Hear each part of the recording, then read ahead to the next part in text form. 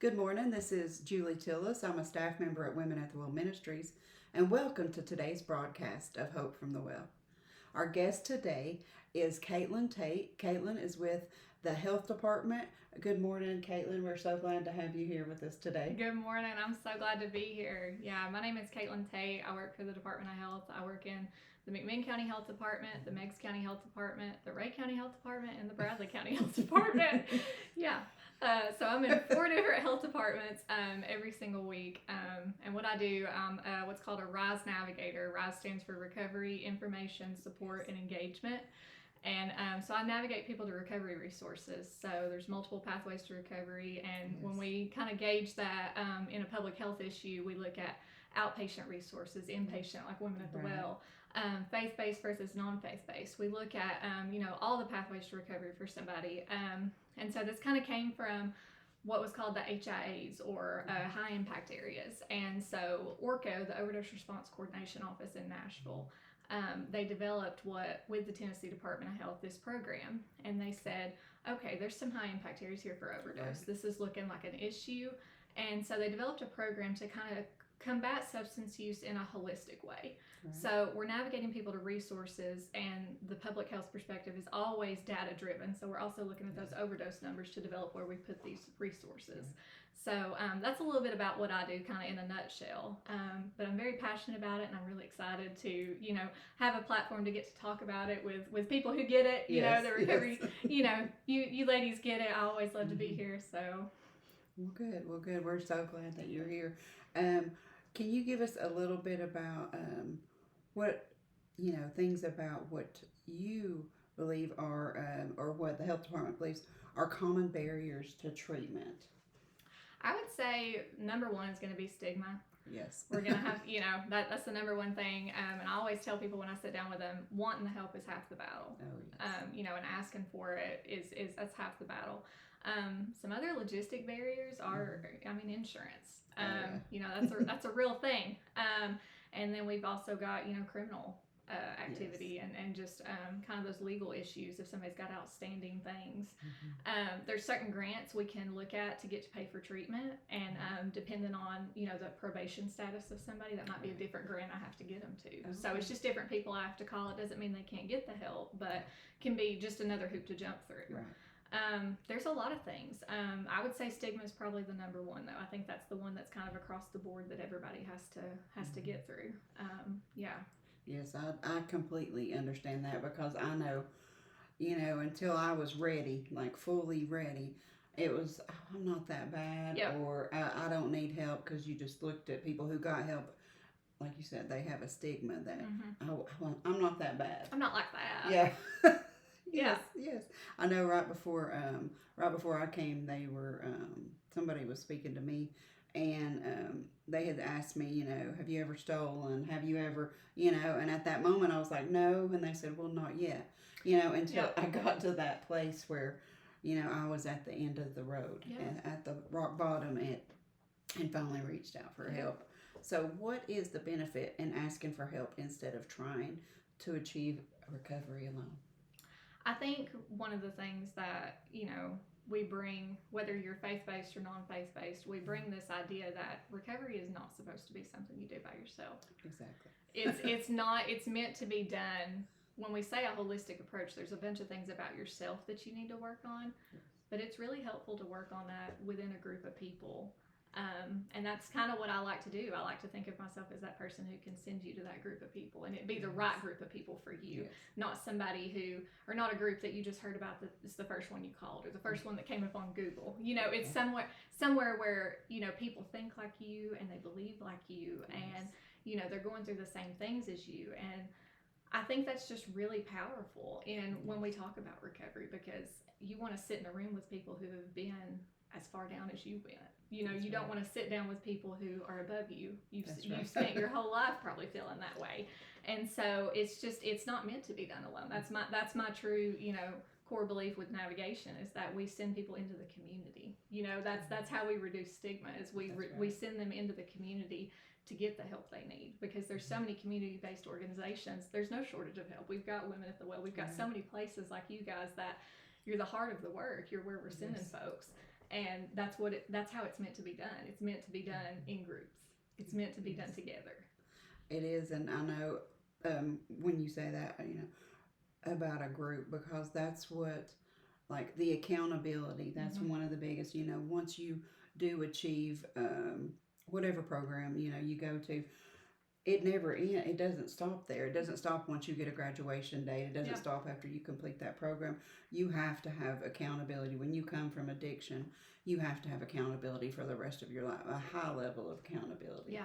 And that is so important. I love that you said that, because that is something that we here at Women at the Well, say constantly. Because I've been graduated for 8 years now, but there's never been a time that I'm like, I think I'll just go over here and do this and not tell anybody. Because we've always said, as a staff especially, hey, if you feel like you don't need to say that, that's probably one of the worst things you could do. Right. Because I'll just go over here and do this. No, that's probably not a good idea. Probably not. So, what are some of the examples of pathways to recovery? I know you were touching on some of them. I know one of them you had put something about detox with aftercare treatment plan. Yeah. So a lot of people, and one of the things that I'm really passionate about is getting people out of I call it the recovery cycle. Right. It's kind of where they just have a lot of treatment episodes, but none of them are really sticking. One of those that we see a lot is detox. We get people that are just like, I just need 7 days. I just need to detox. And part of that public health approach is for me to do that overdose prevention education and let them know kind of actually what they're physiologically doing in their body when they do that. You're kind of hitting a reset button. Yeah. You're increasing your risk of overdosing significantly at that point. And so it's not that we don't do detox, it's that we want to do detox with an aftercare plan so that person can be, one, have a medically managed detox, and then two, make sure that they've got a plan after that. Is it sober living? Is it treatment? Is it, a 28-day, a year-long facility? What are we looking at instead of just 7 days and then going out on your own? Because that's dangerous. And so that is one of the pathways to recovery. But, with it being out of a public health perspective, we're very passionate about that overdose prevention education. So that's a huge piece to the detox that we do. Yes. And I know I've seen it so many times, and we discussed that here, even after, even if you do go to a program after the detox, we've seen it so many times where if they do fall back into addiction, you can't do what you used to do, and it's killed so many people, and it's taken so many lives, and it's just, I'm glad that y'all are out there educating people about that there are better ways to do it. Absolutely. And it goes too with the not doing it alone. Yes. There's so much shame when we talk about substance use that, they really do believe if they just do the 7 days and then there's a core belief, that can be done by themselves. When in reality, I tell people all the time, if you can do that, you're a superhuman. That's right. Right. And you are a rock star, but that's not the way it's meant to be done. No, never. So how do you assess what pathway could work best for someone? So I really like to look at what I call supports and barriers. Okay. So in social work, and that's, my background is social work, we have kind of a framework called the strengths perspective or motivational interviewing. And we look at what are the supports that this person have. Could just be the clothes on their back and the shoes on their feet. Frankly, that could be all they've got. And so, but we work with that. So, you look clean today and you're here, so let's go from there. It could be that they have a mama that's willing to drive them somewhere. It could be that they've got somewhere to live. It could be that they've got a good job. There's both sides of this, we've got a picture of what somebody looks like when they're using drugs. You think of the homeless person, you think of this. There are people out there who work really good jobs who struggle. Oh, yes. And so it's one of those things where we just really assess that person for what are your supports, and then on the other side of that, what are your barriers? What's hard for you? Do you not have insurance? Do you not have a vehicle? Does your car? Do you have a car but it doesn't go very far? Things like that. Real life things that are like I'm not going to be able to send this person 5 hours away because how are they going to get there? So we really look at that assessment as this helps with navigation, because the other side of doing really good work and making sure it's done right is the way that you could do harm. If somebody's on, definitely. a housing voucher or something, and they've worked really hard to get that, and they're getting government housing, and we look at getting them an inpatient, we may have just jeopardized their stable housing. So that supports and barriers is really, really important when we do navigation, because we're assessing for what's working for this person, what can we keep, and then what do we need to capitalize on. Yeah, that's good. That's good. So what could be a reason people are not asking for help with substance use even when they desire it? Goes back to that stigma. It goes back, and I mean, truly just the shame of what, I mean, I have people, my background's in foster care. So I feel like I really got a lot of hands-on experience with that shame. I worked with a lot of mothers who had their children taken away. And a lot of not able to believe that they really are where they are. And so there's so much shame attached, and I feel like they need somebody to get face to face with them, down on, just truly on their level, and meet them where they are. That's what we say with Rise Navigation at the health departments, is we meet them where they are, and we mean that. But I think that's the biggest thing, is it's just being able to admit that you need help, but the stigma and the shame that we have around substance use, and even around recovery still. We've done a lot of good work with recovery. We do a lot of good things. We have a lot of good conversations like this.